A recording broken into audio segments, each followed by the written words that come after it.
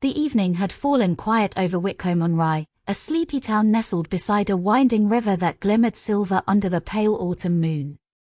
Eleanor Hartley sat by her window, the same window she had stared through for the past 2 years since her husband's boat never came back from the water.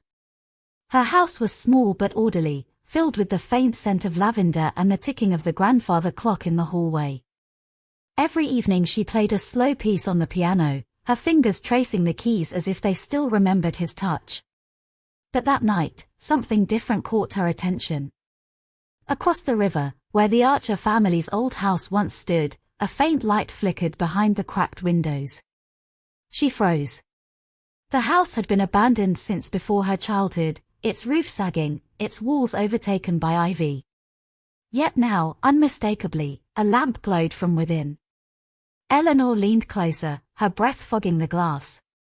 A shadow moved across the curtain, tall, deliberate, human. Her heart pounded so loudly she could hear it echo in the stillness of the room. Impossible, she whispered to herself. The townsfolk had told her countless tales about that house. How it had been swept away in the Great Flood 2 decades ago. How no one lived there anymore because it had sunk into the earth. But she could see it clearly now, the structure standing whole, the river reflecting its golden light like a mirror. For the first time in months, she left the piano untouched and stepped outside. The air was sharp and cold, the kind that bit at her cheeks. She walked to the edge of her garden, where the grass met the river bank. The light still burned, steady and inviting, as though someone were waiting for her to notice. When the church bell struck 8, the glow dimmed for a moment, then flared brighter. The shape in the window turned its head towards her. Eleanor stumbled back, her breath catching in her throat. Whoever, or whatever, it knew she was watching. And then, just as suddenly as it had appeared, the light went out. Only the moon remained, shining over the water that now looked darker than ever. The following evening arrived shrouded in mist. The river was a thin ribbon of silver, veiled by fog that curled around the hedgerows and fences. Eleanor tried to keep herself occupied. She cleaned the piano, brewed tea, and even read through her late husband's old journals, but her eyes kept drifting toward the window. At exactly 8:15, the light appeared again. It flickered softly at first, then glowed stronger, spilling a faint golden hue across the river's rippling surface. Eleanor's pulse quickened. This time she did not hesitate. She opened her front door and stepped into the night air, her shawl drawn tight around her shoulders. The path to the river was muddy, her boots sinking slightly with each step. The chill seeped into her bones, but she pressed on until she reached the wooden fence that marked the edge of her property. From there, she could see the window clearly. A figure stood inside, tall, broad-shouldered, motionless. It faced the river, and though the fog obscured most of its features, she could see the faint outline of a man. For a long moment, neither of them moved. Then the light in the room dimmed, and he raised his hand slowly, as though in greeting. Eleanor froze. She wanted to call out, but her voice caught in her throat. The air seemed to hum faintly, and a strange cold settled around her. When she blinked, the light flickered once more, and the figure was gone. Heart pounding, she turned to hurry back home, but something stopped her. The smell of smoke drifted faintly from across the river, like a dying fire. And somewhere within the fog came the sound of a piano note, soft, broken, familiar. It was the same melody she had played every evening since her husband's death. Eleanor's knees weakened. Her teacup slipped from her hand and shattered on the stones. The sound echoed into the night, answered only by silence and the steady murmur of the river. She backed away slowly, eyes wide with disbelief. The melody repeated once more, clearer this time, carrying across the water. Whoever was in that house was playing her song. The next morning dawned grey and still. The mist had not lifted from the river, wrapping Whitcomb-on-Rye in a muffled silence. Eleanor barely slept. Her mind kept circling the same question: how could anyone know that melody? Her late husband, Peter, had composed it for her on their wedding day. He had never written it down. She told herself it must be coincidence, some trick of memory or sound. Yet the notes had been exact, the same pauses, the same aching beauty. By midday, she could not bear it any longer. She crossed the village square and stepped into the Ferryman's Rest, a small inn that had stood by the river for generations. Inside, the air was warm with the scent of cider and wood smoke. The innkeeper, Mrs. Gresham, greeted her with a puzzled smile. "You look pale, Mrs. Hartley. Not sleeping well?" Eleanor hesitated, unsure how much to reveal. "Have you heard anything from across the river lately? Lights, perhaps?" Mrs. Gresham's expression changed at once. Her smile faded. "Across the river? There's nothing there, dear. The Archer place was washed away years ago. No one's crossed that far bank since." "But I saw it," Eleanor insisted quietly. "The house. A light in the window." The innkeeper's eyes darted toward the door, then back to her. "Best not to speak of such things," she whispered. "That land's cursed, so they say. The ground still shifts beneath it." Eleanor thanked her and left, but unease gnawed at her. As she walked home, a chill wind swept through the village, scattering brown leaves across the cobblestones. The river looked dull and colorless, yet the air carried a faint echo of music, so distant she almost thought she imagined it. That night she refused to play the piano. She sat by the fire instead, her gaze fixed on the dark windowpane. The clock ticked steadily toward 8:15.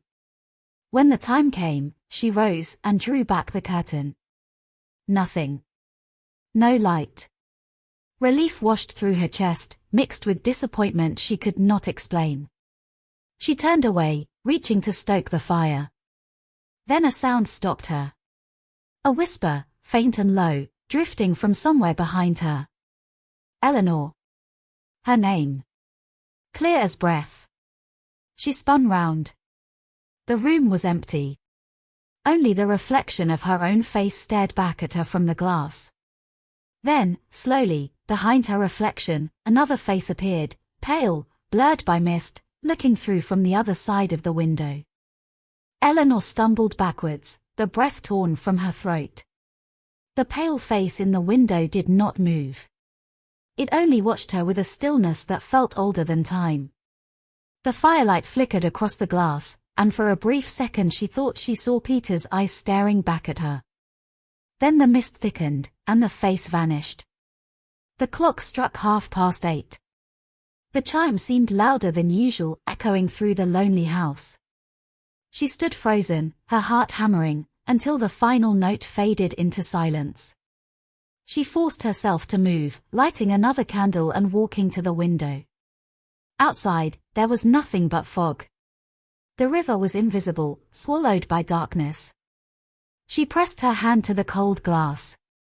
It was damp, slick with condensation. But beneath her fingertips, she felt something strange. Marks. Faint, human fingerprints pressed from the other side of the pane. Eleanor's breath caught. She stumbled back just as a sudden knock sounded from the front door.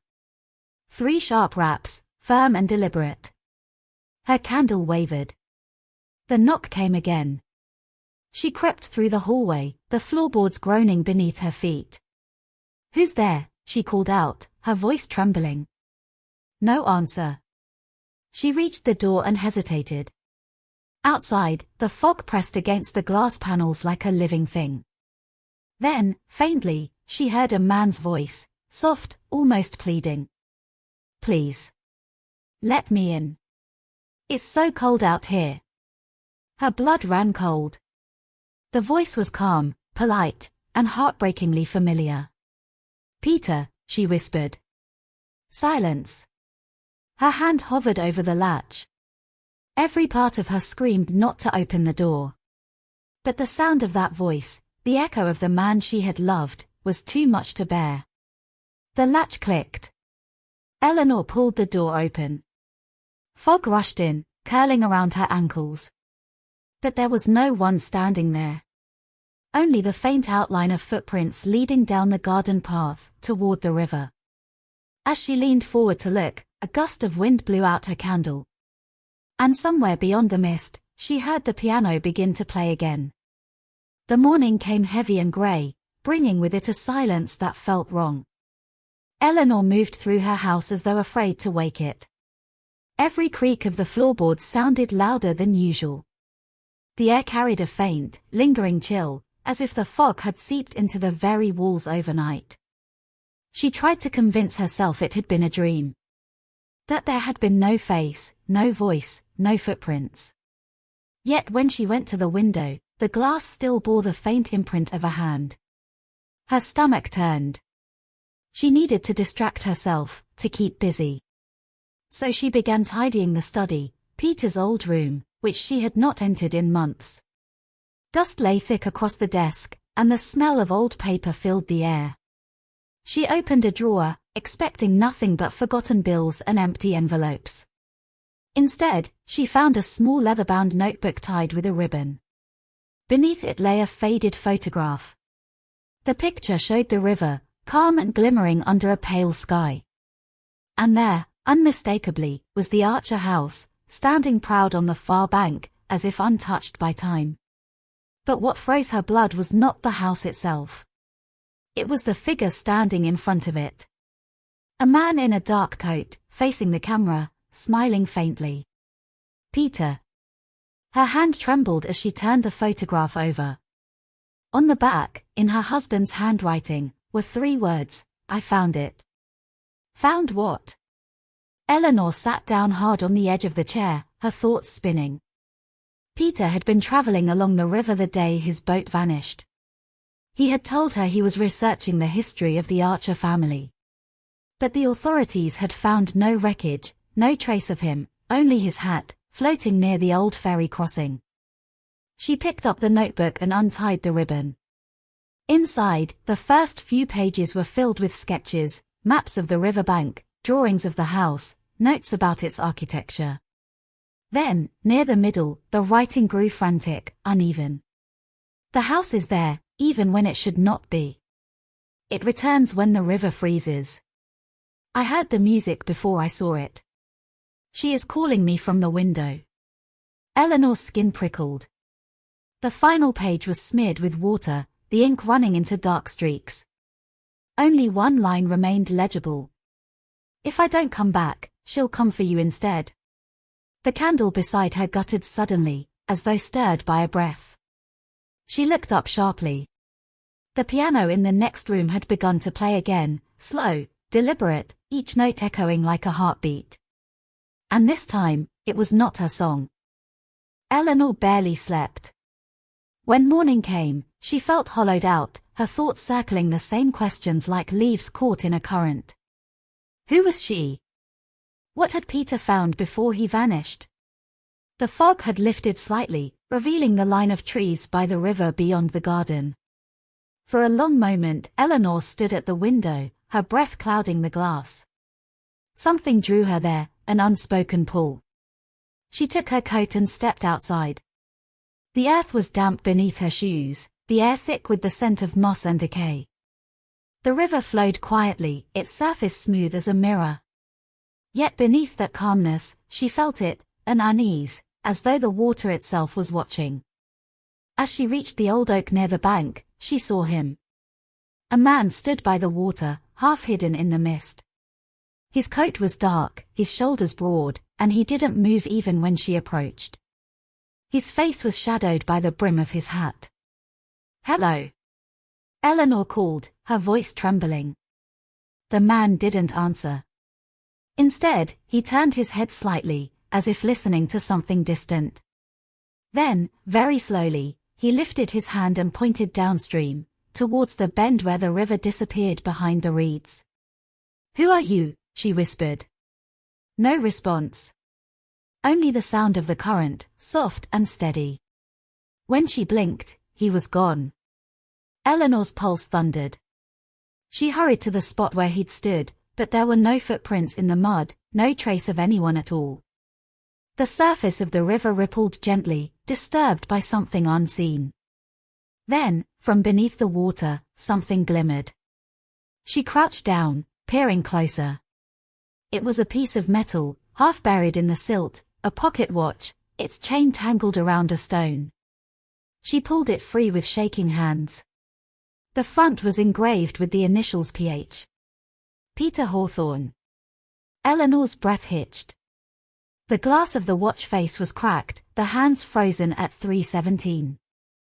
When she pressed the clasp, the cover sprang open, and inside, instead of a photograph, there was a small scrap of paper. The river keeps what it is owed. Her vision swam. The words blurred as the wind picked up, whispering through the trees. Somewhere across the water, faint and distant, she thought she heard a woman's laughter. And then, for just a moment, she saw it, the outline of a house on the far bank, tall and dark, its windows flickering with light. When she looked again, there was nothing but fog. That night, the wind returned, pressing against the windows like a living thing. Eleanor sat at the kitchen table, the pocket watch before her, its cracked glass catching the faint light of the fire. She hadn't moved it since she found it.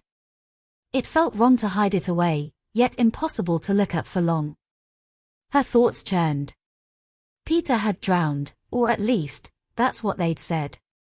His body was never recovered. The river had taken him. But if the watch had returned, what else might surface next? A soft thud echoed from the hallway. Eleanor froze. The sound came again, this time followed by a slow creak, as though a door had opened by itself.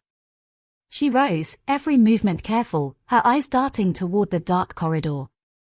"Hello," she called, though her voice barely reached past the doorway. No one answered. The corridor was empty, yet the air had changed, colder, thicker. She noticed the study door slightly ajar. She could have sworn she'd closed it earlier. Inside, the air smelled faintly of wet soil and river water. Papers were scattered across the desk, though she hadn't touched them in days. Then she saw it, an old photograph lying face down on the floor. She picked it up. It was a faded picture, curled at the edges. A young couple stood by the riverbank, smiling at the camera. The woman wore a long coat, her hair pinned neatly. The man beside her looked tall, his expression proud. But it wasn't the faces that made Eleanor's hand tremble. It was the background. Behind them stood the house across the river, whole, untouched by time, its windows gleaming. And on the back of the photograph, scrawled in hurried handwriting, were the words, "She never left." A sudden knock shattered the silence. 3 sharp raps at the front door. Eleanor turned, heart hammering, her breath shallow. The knock came again, measured, deliberate. She forced herself to step forward. The hallway stretched endlessly, the sound of the clock marking each second between knocks. When she reached the door, she hesitated only a moment before pulling it open. No one stood outside. Only snow, falling softly under the lamplight. Then, as she looked down, she saw footprints leading away, bare footprints, toward the river. And just as the wind shifted, carrying with it a faint whisper, she heard her name spoken from the darkness. Eleanor.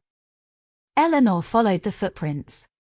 The snow muffled her steps, each one vanishing beneath the soft white blanket almost as soon as it was made. The night was deathly still, save for the river whispering faintly in the distance. The prints led her through the garden, past the frost-covered hedges, and down the narrow slope to the river bank. The water glistened under the moonlight, dark and endless. She hesitated at the edge, staring across the slow current. And then she saw it. The house across the river. It stood whole once more, solid and silent, its windows glowing faintly golden. Smoke curled from its chimney. It was as if time itself had bent to restore it. Her heart pounded. She knew it couldn't be real. The house had been gone for decades, swallowed by the flood. Yet it was there, waiting for her. The footprints stopped at the water's edge, and before she could think, Eleanor stepped forward. The icy water bit into her boots, her coat heavy with snow. But she kept walking, one step at a time, as the mist thickened around her. Halfway across, the current grew colder, stronger. The light ahead flickered. She could hear something, music. A piano, playing softly through the fog. The melody was familiar. Peter's composition. The one he had written the night before he died. "Peter," she called out, her voice breaking. The music stopped. When she reached the far side, the mist parted like a curtain. The house loomed tall above her, its door slightly open, golden light spilling through the crack. She pushed it gently. Inside, everything was as it once had been. The ticking clock. The smell of wood polish. The sound of the fire crackling faintly. And by the piano, with his back to her, sat a man. "Peter," she whispered again. He turned. It was him, pale, serene, his eyes filled with something unreadable. He smiled, just as he had the last time she'd seen him. "I waited," he said quietly. "You weren't meant to follow." Eleanor took a trembling step forward. "What do you mean?" "I saw your watch, the photograph." "The river keeps what it is owed," he murmured. "And it's time it took the rest." The fire flared. Shadows rippled across the walls. Behind her, the door creaked shut. The clock struck 3:17. The same hour frozen on Peter's watch. Outside, the snow fell soundlessly. The river gleamed beneath the moonlight, calm, as if nothing had ever disturbed it. By morning, Eleanor's house on the near bank stood empty, its windows dark, its fire cold. But across the river, when the fog lifted, a faint light flickered in the old house, two silhouettes now standing side by the window, gazing toward the other shore.